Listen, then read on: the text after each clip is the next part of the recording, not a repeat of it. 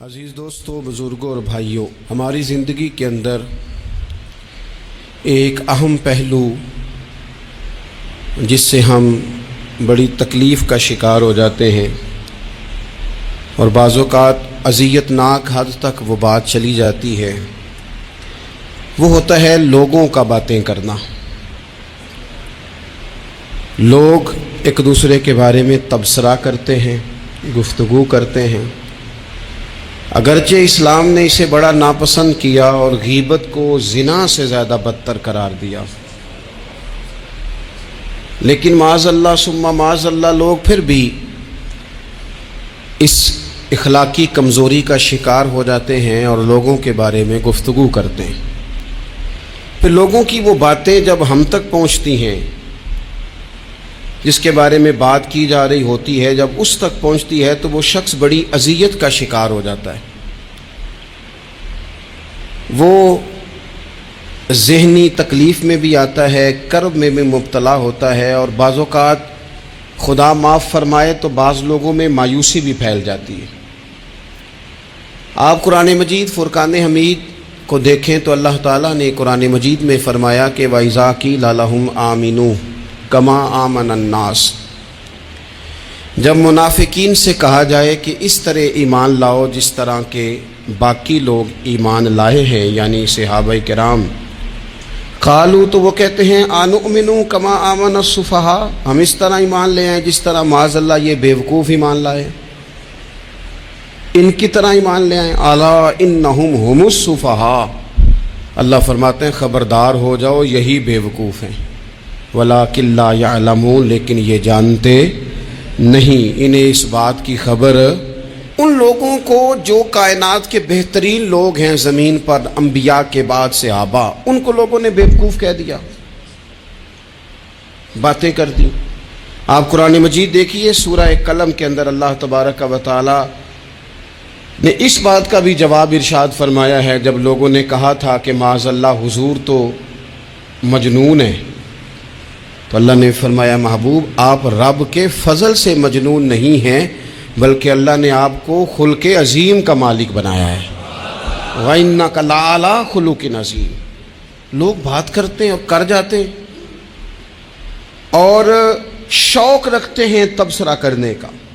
تو میں نے بہت سارے لوگ ایسے زندگی میں دیکھے ہیں جو لوگوں کی باتوں کی وجہ سے اذیت میں آ گئے، تکلیف کا شکار ہو گئے، اور میں اور آپ تو کسی کھاتے میں نہیں۔ حضرت ابوبکر صدیق رضی اللہ تعالیٰ عنہ جیسے لوگ، افضل البشر بعد الانبیاء بالتحقیق حضرت صدیق اکبر، آپ قرآن مجید 30ویں پارے کی تلاوت میں یہ بات دیکھیں گے کہ جب حضرت ابوبکر صدیق نے غریب غلاموں کو خرید کر آزاد کرنا شروع کیا، حضرت بلال حبشی کو، حضرت عامر بن فہیرہ کو اور کچھ غلاموں کو خرید کر آزاد کیا، تو لوگ کہنے لگے کہ یہ بلال نے کبھی کوئی احسان کیا ہوگا ابو بکر پر، تبھی تو خرید کے آزاد کیا ہے، ورنہ کیا ضرورت تھی اتنے پیسے لگانے کی، کوئی تو بات ہوگی۔ اللہ تعالیٰ نے اس کا بھی قرآن مجید میں اعلان فرمایا ابو بکر نے جو کیا ہے رب کی رضا کے لیے کیا ہے۔ تو گفتگو کرنا، بات کرنا، لوگوں کا اتنا یہ خطرناک مزاج ہے، ایک جملہ کہہ کے لوگ سائڈ پہ ہو جاتے ہیں، بندہ بیچارہ ساری رات تڑپتا رہتا ہے، ایک فکرے کا تبصرہ کر کے لوگ کونے میں چھپ جاتے ہیں، اور کسی آدمی کے لیے وہ اسے سولی پہ لٹکا جاتے ہیں، اپنی زبان کے تیروں سے لوگ پریشان کرتے ہیں۔ پہلے تو اللہ سے یہ معافی مانگیں کہ رب اس جرم سے ہمیں محفوظ فرمائے۔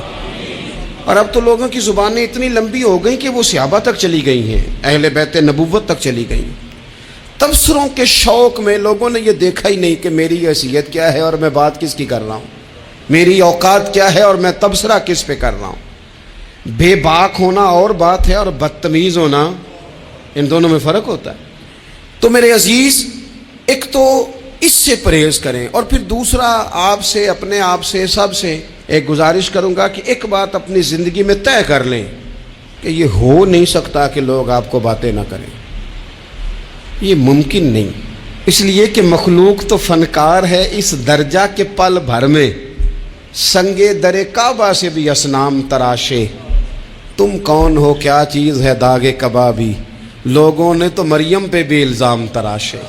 مخلوق تو فنکار ہے اس درجہ کے پل بھر میں، یہ تو فنکار ہے، ایک منٹ میں لوگ نکال کے لے آتے ہیں بات، ایک منٹ میں۔ امام جعفر صادق رضی اللہ تعالیٰ عنہ بیان کرتے ہیں، امام ابو نعیم نے حلیۃ الاولیاء میں اس کو بیان کیا، حضرت امام جعفر صادق رضی اللہ تعالیٰ عنہ فرماتے ہیں کہ حضرت موسیٰ کلیم اللہ علیہ السلام نے اللہ کی بارگاہ میں عرض کی، مالک میں چاہتا ہوں لوگ میرا سوائے بھلائی کے ذکر نہ کریں، میرا ذکر کریں تو صرف بھلائی کے ساتھ کریں، خیر کے ساتھ کریں، میرے بارے میں شر کی بات نہ کریں۔ تو رب کریم نے فرمایا، موسیٰ یہ بات تو میں نے اپنے لیے بھی نہیں چاہی کہ لوگ جب بھی میرا ذکر کریں خیر کے ساتھ ہی کریں، تب جب رب نے اپنے لیے نہیں چاہا تو پھر اے موسیٰ لوگ تو بات کریں گے ہی، لوگ تو منہ میں زبان رکھتے ہیں، یہ تو گفتگو کریں گے ہی، یہ تو کریں گے۔ اب ہوتا کیا ہے، ہم اس کا نفسیاتی اثر لیتے ہیں، ہم اس کا اثر لیتے ہیں۔ میں اکثر کہتا ہوں سارے لوگ ہی کانوں کے کچے ہوتے ہیں، کچھ تھوڑے زیادہ ہوتے ہیں، کچھ تھوڑے کم ہوتے ہیں، اور بعض لوگ کہتے ہیں اتنے لوگ فلانے بندے کی بات مانتے ہیں۔ تو میں نے کہا دنیا میں تو آج بھی کافر زیادہ ہیں، کافر زیادہ ہیں، شیطان کے پیروکار آج بھی، تو زیادہ ہونا کوئی حق کی دلیل ہے ہمیشہ؟ یہ کیا بات ہوئی کہ فلانے کی اتنے لوگ بات مانتے ہیں؟ یہاں تو میں نے یہ دیکھا ہے اس معاشرے میں کہ جھوٹے سے جھوٹا آدمی، اس کے بھی فالوور ہوتے ہیں، دغے باز سے دغے باز بندہ، اس کے بھی گویوں کے فالوور، اداکاروں کے فالوور، فلانے کے فالوور۔ اس کا یہ تو بھئی انسان کا مزاج ہے، ہر بندہ کانوں کا کچا ہے، کوئی تھوڑا زیادہ کچا ہے، کوئی تھوڑا کم کچا ہے، تو باتیں تو ہوگی، لوگ منہ میں زبان رکھتے ہیں تو گفتگو تو کریں گے۔ اب یہ اثر لینے والے پہ ہے کہ وہ اس کا اثر کس طرح کا لیتا ہے۔ ہمارے ہاں بڑے بڑے سمجھدار لوگ نفسیاتی ہو جاتے ہیں، بڑی بڑی سمجھدار خواتین نفسیاتی ہو جاتی ہیں، میری ساس باتیں کرتی ہے، میری نند باتیں کرتی ہے، مجھے فلانا باتیں کرتا ہے، مجھے فلانا۔ بھائی باتیں، جس کے منہ میں زبان ہے اس نے بات تو کرنی ہے۔ اب آپ نے کیوں یہ دعویٰ کر لیا ہے کہ آپ اتنے اونچے چلے جائیں کہ آپ کو بات ہی کوئی نہ کرے؟ کیا حرج ہے اس میں؟ اگر کوئی آپ کو بات کر دے تو کیا ہے، ہم کسی نے کر لی تو پھر کیا ہوا؟ اس کا اتنا اثر قبول کرنا کہ ساری رات سونا ہی نہ، پریشان ہو جانا۔ اور بعض لوگ ایسے ہیں جنہیں اتنی باتیں نہیں ہوتی جتنی انہیں ٹینشن ہوتی ہے، یعنی وہ دو بندے کونے میں کھڑے ہیں تو میری ہی بات کر رہے ہیں، اور بھائی وہ اتنا اہم نہیں ہے، انہیں کوئی اور کام بھی ہو سکتا ہے، تیری بات ہی انہوں نے کرنی۔ بلا وجہ لوگ سمجھتے ہیں کہ میں بڑا اہم آدمی ہوں، وہاں بھی مجھ پہ تبصرہ ہو رہا ہے، یہاں بھی ہو رہا ہے۔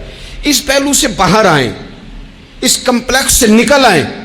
ابن حزم کہتے ہیں کہ مصر میں ایک تاجر بڑا کامیاب ہو گیا تھا، بڑا کامیاب تاجر ہو گیا، تو زندگی میں جتنے لوگ بھی کامیاب ہوتے ہیں ان سے حسد ہوتا ہے، اس سے بھی اس کے ارد گرد کے لوگوں نے حسد شروع کیا۔ اب تاجروں نے پلاننگ کی کہ اسے خراب کیسے کرنا ہے۔ وہ ایک دن اپنے گھر سے نکلا، سفید کرتا سفید پگڑی باندھ کے باہر۔ اب 5-6 لوگوں نے پہلے سے منصوبہ بندی کی ہوئی تھی۔ ایک صاحب اسے ملے، کہنے لگے ماشاءاللہ آج تو سفید کرتے پر سبز امامہ، سبز پگڑی بڑی ہی اچھی لگ رہی ہے۔ تو وہ ہنس کے کہنے لگا، لگتا ہے آپ سو کے اٹھ کے آئے ہیں، پگڑی تو میری سفید ہے۔ اس نے کہا چلو پگڑی تو سبز ہی ہے، باقی آپ نہیں مانتے تو آپ کی مرضی۔ وہ آگے بڑھا، تو اب چونکہ پلاننگ تھی تو ایک شخص اور ملا، اس نے کہا کیا بات ہے، سفید کرتے پر آپ کا پیلے رنگ کا امامہ کیا جچتا ہے؟ اس نے کہا یار کو خدا کا خوف کر۔ ہنس کے کہا کیا ہو گیا، تیری اینک کا نمبر تو نہیں تبدیل ہونے والا ہوا؟ اور بھائی میں نے تو سفید کرتا اور سفید ہی امامہ باندھا ہے۔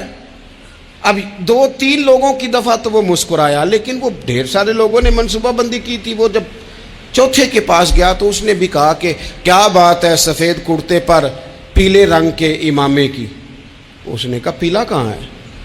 اب وہ غصے ہونے لگا۔ اب وہ چھٹے کے پاس گیا تو اس نے کہا جناب کیا بات ہے سفید کرتا اور کالا امامہ؟ اب وہ غصے میں اتنا باولا ہوا کہ پہلے ہنسا پھر رویا، پھر اسے سمجھ نہ آئی کہ دکان کا تالا کس چابی سے میں نے کھولنا ہے۔ بس وہ شام ہوئی تو اس بیچارے کو بچوں نے روڑے مارنے شروع کر دیے۔ وہ اتنی تکلیف میں آ گیا کہ لوگ اسے پاگل کہنے لگے۔ کیوں؟ اس لیے کہ لوگ منصوبہ بندی، افواہ تھی نا کہ میری طبیعت خراب ہے، تو لوگوں نے حال پوچھ پوچھ کر بیمار کر دیا۔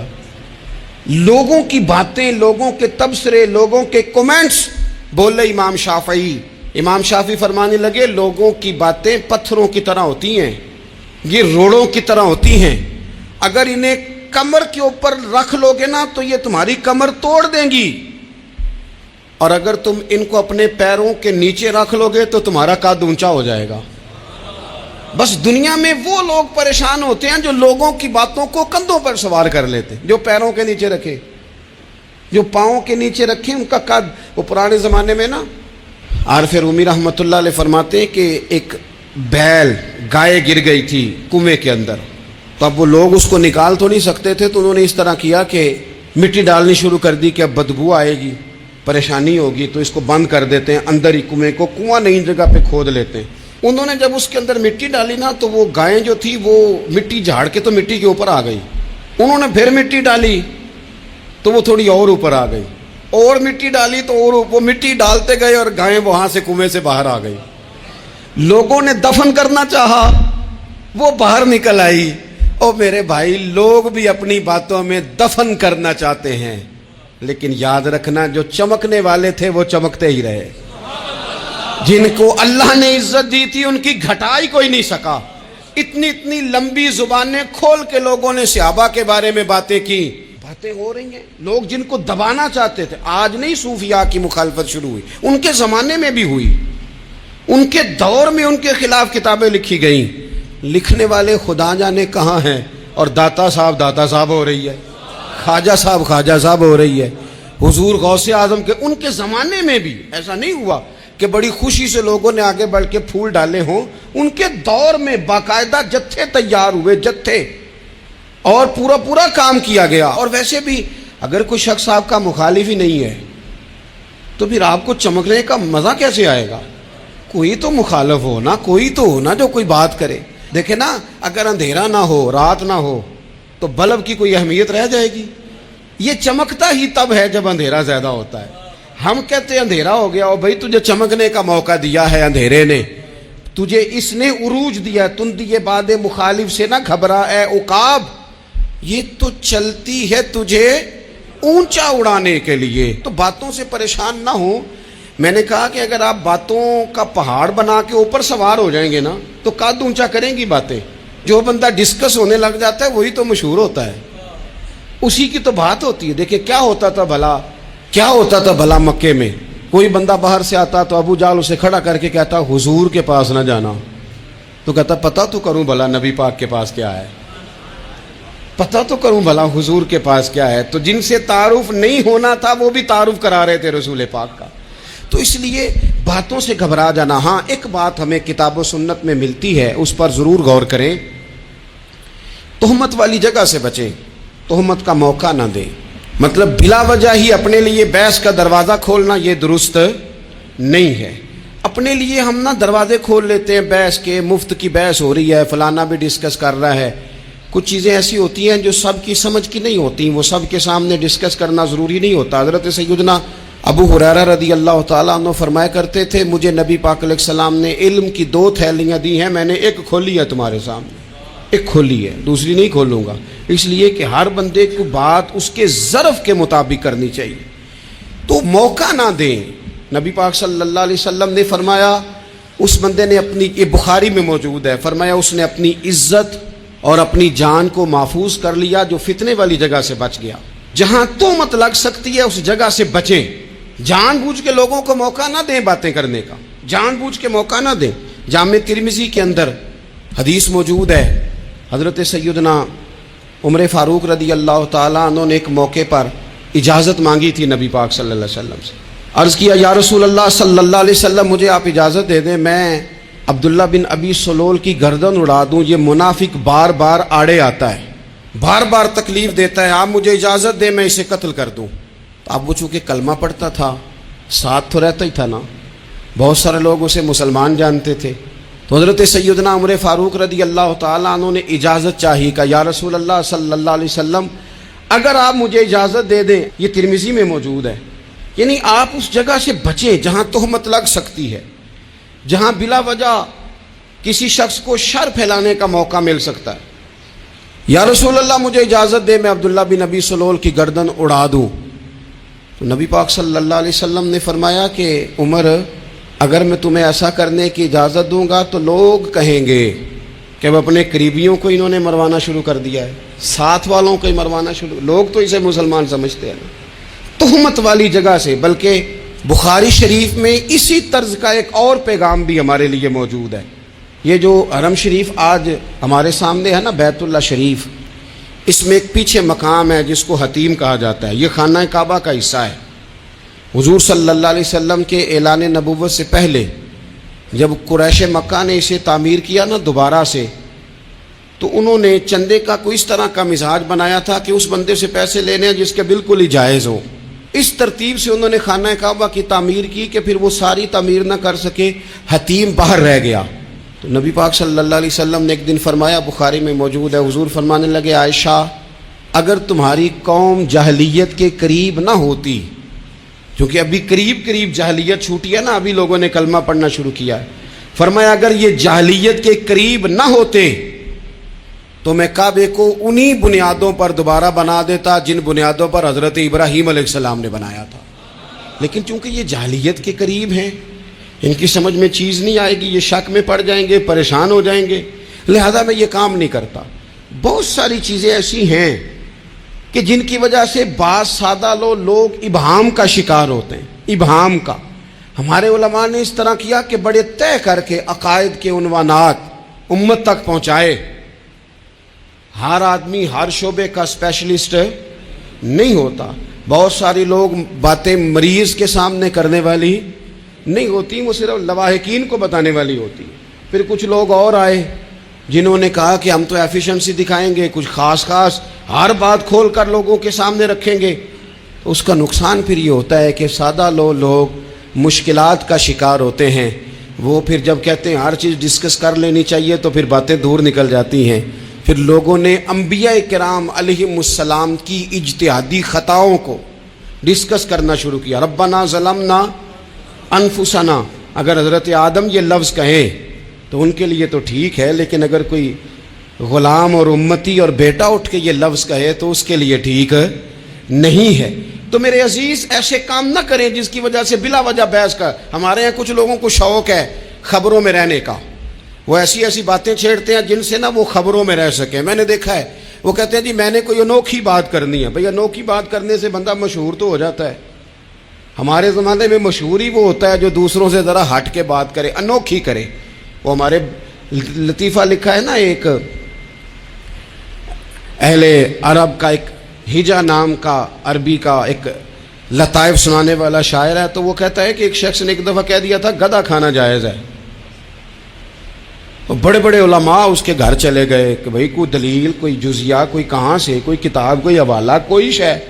اس نے کہا روز آؤ گے ایک ایک بندے کو بتاؤں گا، کٹھا ہی سٹیج لگاؤ، ایک کی دفعہ حوالے دیتا ہوں، روز نہیں دیے جاتے۔ وہ سٹیج لگ گیا، دنیا جمع ہو گئی، جنہوں نے کبھی ٹائم نہیں نکالنا، تو یہ ذرا انوکھی بات جو کر رہا تھا، وہ سارے لوگ آ گئے۔ تو وہ سٹیج پہ چڑھا تو کہنے لگا مجھے جانتا کوئی نہیں تھا، چلو اب بدنام جو ہوں گے تو کیا نام نہ ہوگا، اب قیامت تک کہو گے تو صحیح نا۔ وہ اس مولوی دے گھر جنہیں ایک بار آخیا نہیں سی گدھا کھانا جائز ہے، چلو بدنام جو ہوں گے تو کیا۔ تو بہت سارے ایسے لوگ ہیں جو ہیں بدنام، پر چلو نام تو ہو گیا نا، بدنامی صحیح، شرارت صحیح، شیطانیت صحیح، لیکن نام تو ہو گیا۔ تو اس لیے کوئی ایسا انوکھا کام جس سے لوگوں کی، میں آپ سے بڑی گزارش عرض کروں، اعلیٰ حضرت بریلوی رحمۃ اللہ علیہ نا، لالٹین کے اندر مٹی کا تیل جلایا جاتا ہے ہمارے ہاں، تو مٹی کا تیل ظاہر ہے اس سے بدبو آتی ہے، تو مسجد میں وہ جلانا جائز نہیں تھا۔ تو ایک صاحب ارنڈی کا تیل لائے، وہ خوشبو والا ہوتا ہے، وہ لا کے انہوں نے نا اعلیٰ حضرت بریلوی رحمۃ اللہ علیہ کو لالٹین میں ڈال کے دیا اور کہا کہ یہ مسجد میں اس کو جلاتے ہیں چونکہ اس کے اندر سے خوشبو آتی ہے، بدبو نہیں آتی۔ تو وہ جو شرعی عذر ہے نا، حضور نے فرمایا کہ جمعے والے دن غسل کر کے آؤ تاکہ کسی کے پسینے سے ایک دوسرے کو تکلیف نہ ہو۔ کچا لہسن پیاز کھا کے مسجد آنا اس لیے منع کر دیا گیا کہ منہ کی بدبو سے تکلیف ہو، تو مسجد میں کوئی ایسی چیز جو بدبو کا باعث بنے منع ہے۔ اب انہوں نے وہ تیل لا کے لالٹین میں ڈالا جس سے خوشبو آتی تھی اور لالٹین بھی روشن ہوتی تھی۔ تو اعلیٰ حضرت فاضل بریلوی رحمۃ اللہ علیہ اپنے اس خادم سے فرمانے لگے کہ اب لوگ تو آئیں گے نا، تو ہمارے علاقے میں تو ساری دنیا مٹی کے تیل سے ہی چلاتی ہے، تو اب آپ نے ایک خوشبو والا تیل لا کے ڈال تو دیا ہے اس کے اندر لالٹین میں، پر یہ لوگوں کو بتائے گا کون کہ یہ تیل وہ نہیں ہے؟ لوگ تو یہاں سے دیکھ کے جائیں گے اور جا کے کہیں گے کہ اتنے بڑے عالم کی مسجد میں اگر جل رہا ہے تو ہم کیوں نہ جلائیں؟ تو فرمانے لگے وہ شخص کہ حضور پھر حال کیا ہے؟ فرمانے لگے آپ فرضوں کا سلام پھیر کے دعا سے پہلے لالٹین کے پاس کھڑے ہو جائیں، اور جو بندہ گزرے اسے بتاتے جائیں کہ یہ مٹی کا تیل نہیں، یہ مٹی کا تیل نہیں، یہ مٹی کا تیل۔ ہر شخص کے ذہن تک بات اتر جائے تاکہ لوگ کسی ایسی چیز کا شکار نہ ہو جائیں جس سے کہ ان کے مزاج میں کوئی غیر شرعی چیز عروج پکڑ لے۔ تو میرے عزیز، ہم نہ کچھ بدگمانیاں لوگوں کے اندر لوگ ڈالتے ہیں۔ ہمارے ہاں بالخصوص پاکستان میں جب سے سیاسی فرقہ واریت شروع ہوئی ہے، سیاسی، ہماری قوم کا مزاج اتنی بری طرح خراب کیا گیا ہے۔ ہمارے نوجوان بچے جو بڑے سنجیدہ پڑھے لکھے، ان کی گفتگو اپنے سیاسی مخالف کے بارے میں اتنی لوز کر دی گئی ہے، اتنی کمزور کر دی گئی، اتنی خوفناک کر دی گئی ہے کہ اس طرح تو کبھی نہیں ہوا تھا۔ یہ مزاج جو لوگوں کو دیا جا رہا ہے، قومیں اپنے اخلاق کے طور پر زندہ رہتی ہیں۔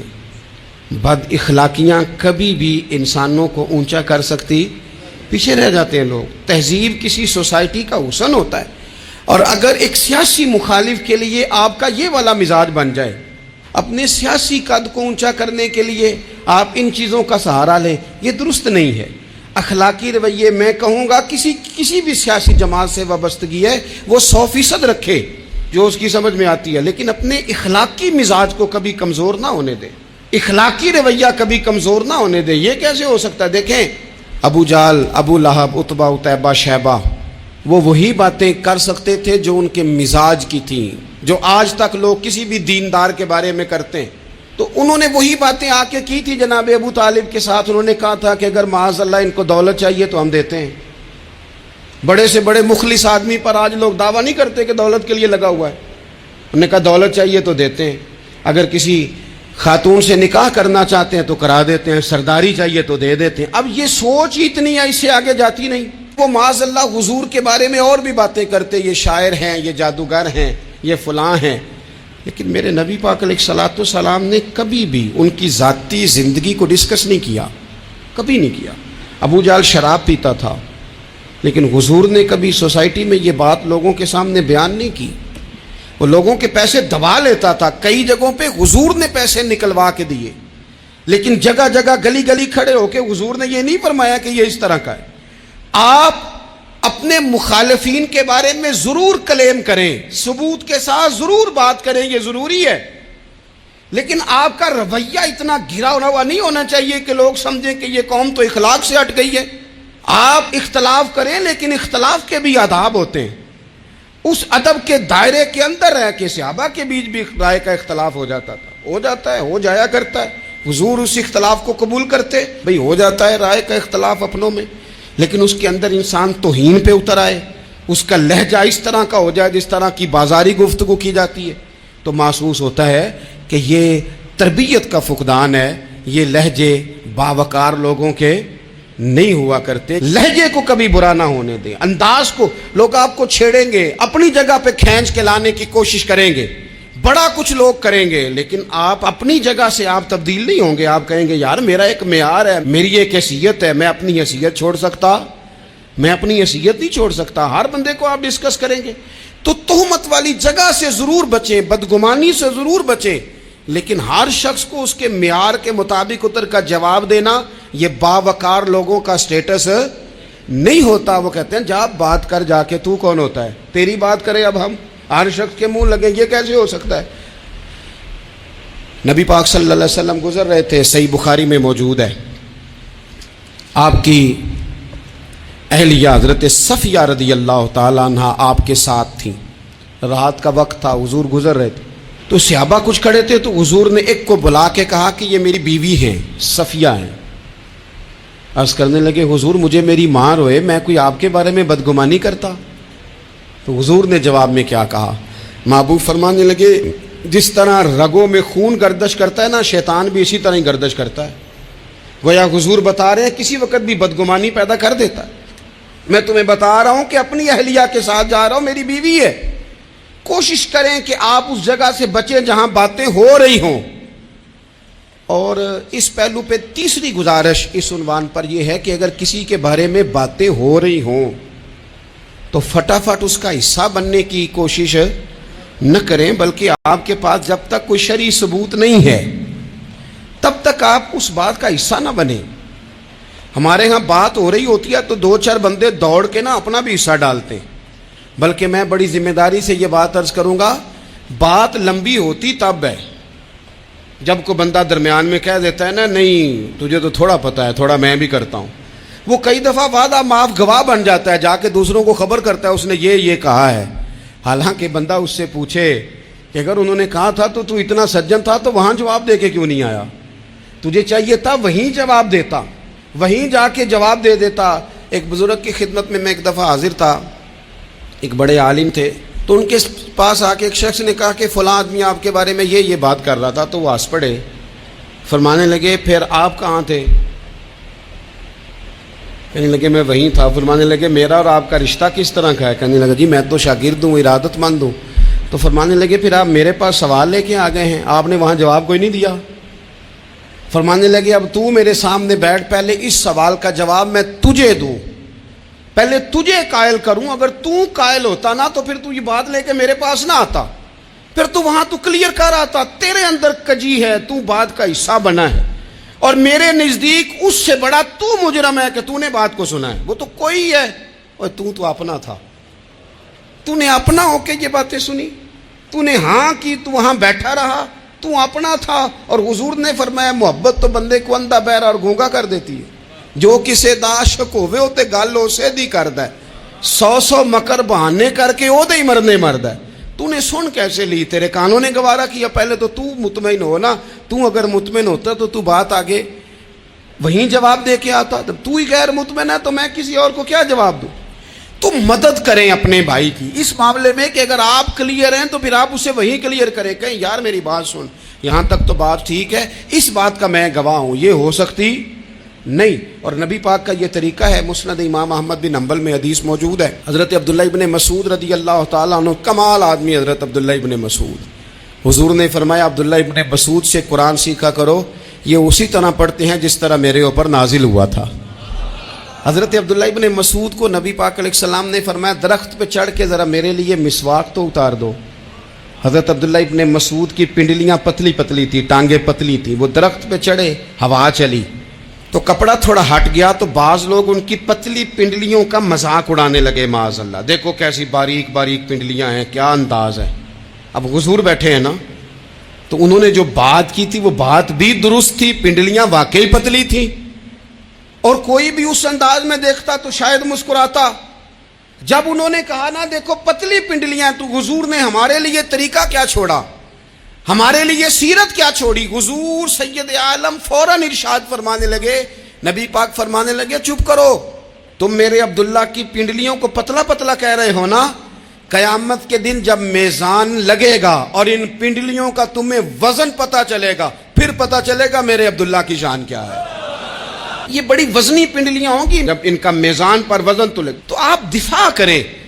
نبی پاک صلی اللہ علیہ وسلم نے فرمایا اگر کسی جگہ تیرے بھائی کی عزت پر حملہ ہو رہا تھا اور تو بچانے پر قادر تھا اور تو نے اس کی عزت سے اس شر کو روک دیا، کہا نہیں یار ایسی بات نہیں ہے، تم غلط کہہ رہے ہو، فرمایا اگر تم کسی کی عزت کا دفاع کرو گے تو فرمایا جہاں تمہاری عزت خراب کی جا رہی ہوگی رب وہاں تمہاری عزت کا دفاع فرمائے گا، اللہ تمہاری عزت کا محافظ بن جائے گا۔ لیکن ہم کیا کرتے ہیں، ہم لوگ باتیں کر رہے ہوتے ہیں تو ہم ان باتوں میں ایک بات اور شامل کرتے ہیں، ہم ان باتوں میں ایک بات اور شامل کر لیتے ہیں اور انداز اختیار کر لیتے ہیں، اور جو آپ کے حق میں ہے اس نے مخالف نہیں ہونا، اور جو مخالف ہے اس نے کبھی حق میں چھوڑیں۔ آپ کس کو قائل کر رہے ہیں؟ جس کی سمجھ میں آتی ہے وہ قبول کرے، نہیں آتی تو دروازہ کھلا ہے، کہیں اور تشریف لے جائے۔ ہمارا یہ مزاج بن گیا کہ بلا وجہ کی وضاحتیں بھی بندے کو کمزور کرتی ہیں، بلا وجہ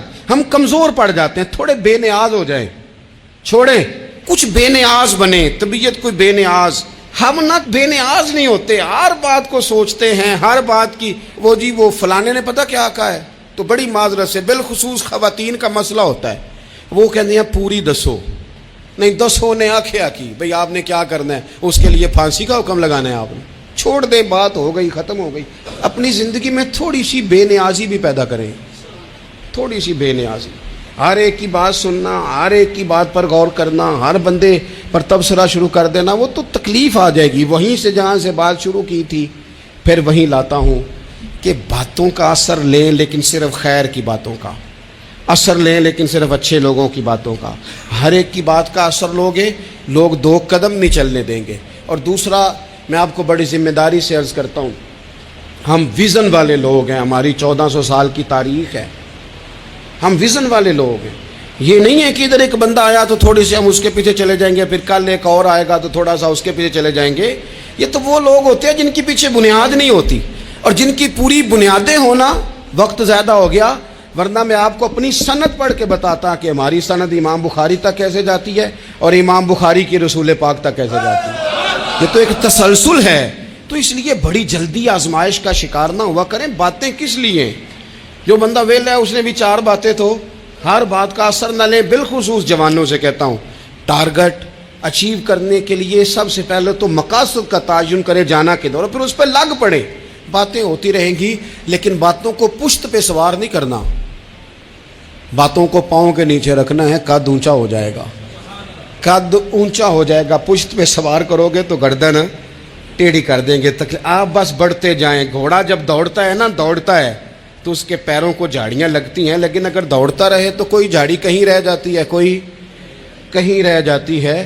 باقی مخلوق کرتی ہے باتیں، وہ کرتی رہے گی۔ آپ آگے بڑھیں، سفر کرتے رہیں۔ سفر بہت سارے باتیں کرنے والے وہیں رہ جاتے ہیں اور کام کرنے والے کہیں کے کہیں پہنچ جاتے ہیں۔ باتیں کرنے والوں میں سے نہ ہوں، کام کرنے والوں میں سے ہوں۔ اللہ توفیق عطا فرمائے۔ آخر دعوانا الحمدللہ رب